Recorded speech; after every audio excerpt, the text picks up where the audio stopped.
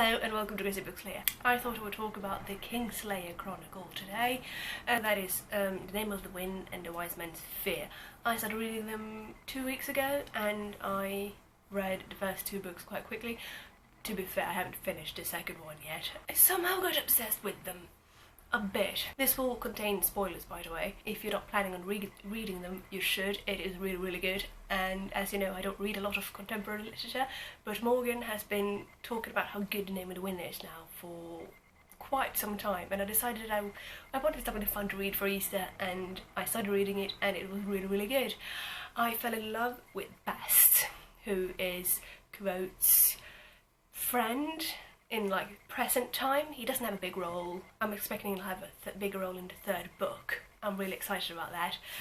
He is just and also I don't know, is Bast supposed to be in love with Quoth? Because that's the feeling I get, but I don't know, is that me projecting feelings onto Bast or not. In The Wise Man's Fear, we do meet quite a lot of new people, new characters and new worlds, and it's good. I appreciate it. It takes quite some time though before Quote gets out of uni, longer than I thought, and as much as I appreciate his retellings and accounts of everything that's happened, I have a slight question about his time with Felurian, who I always think Fëanor, which doesn't make sense. They just have slightly similar names. I didn't understand this, and those chapters seemed a bit pointless to me. These books aren't that much about sex and sexuality. It's a bit about love and attraction, especially between Quoth and Denna. Forgot her name now. And it's fine, it's quite innocent, he's quite young. But then you get like these 100 pages with Felurian, which is all sex, all about them being together, having a fun time, which is great and fun, but not that interesting for the story.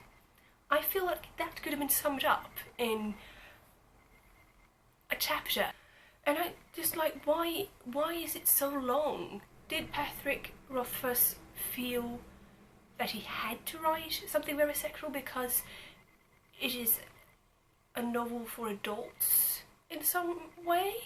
Because this is not young adult, this is adult fantasy, I would say. But I don't understand his drive and why it was so much nudity and sex there, because it doesn't make sense. It makes sense, but we didn't need that much of it. I would much rather have a longer, way longer account of anything else, literally anything else. Because I don't care. I understand this is a shift in the character of Quote, because the first thing he does after he leaves Felurian is to have sex with the barmaid. And yeah, fair enough, he's adult now, and that's good for him. Why so many pages? I will say though that these two first books have a remarkable cast of characters. As I said, I love Bast, but Master Elodin is by far my favourite character. I laughed myself silly by Quote's comment about how Elodin spent an entire lesson teaching them the difference between being naked and being nude. That was pure gold, and his entire character is just so good and I love him. The character gallery is so rich, and I've heard a lot of people comparing it to Harry Potter, and I can understand that. You have the orphaned boy who seems to be a bit of a genius, he's very talented, and he ends up, you know, we know this from the start, he's the Kingkiller, and he gets into massive problems, but he also is some sort of a hero. You have his arch enemy who's a complete idiot, but to be fair, we only get his Quote side of the story here, but no matter what, he is an idiot, and he does try to kill Quote. He has his two sidekicks, his two best friends, and you have these teachers that really hates him. But those similarities are the same that is in quite a lot of books. It's not characteristic for Harry Potter to have this kind of build-up.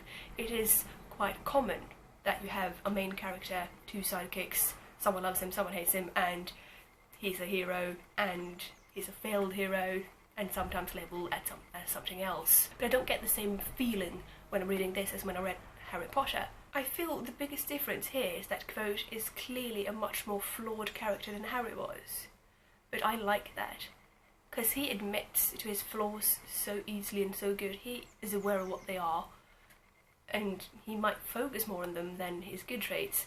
And let's be real, he's a bit annoying, but he's not this annoying, whiny character like Harry was. Get me, you know, I do love Harry Potter, I love Harry, it's just that Harry winds me up sometimes. I don't know, I just really want to talk about this book because I've been so obsessed about it the past 2 weeks. I love it, and I'm really excited to finish this book, and I don't like waiting for new books. I don't like waiting for the next in a series. I haven't done that since Harry Potter, and it's so annoying. Oh, waiting, what am I doing with all this time? But hey, I read a new book. It's not new, but it's new-ish, and I'm a bit proud of myself. I'm just really excited about these books, and I wanted to talk about my excitement, but also the questions. I just don't understand the Valyrian part. Why is it there? This became more of like it's not a review, it's not a discussion, it's not a rant, there's just this in-between thing of everything. Let's do this more. I will see you soon. Subscribe, like and comment, and have a nice Sunday evening. Depends on where you are, but you know, have a nice week. Bye.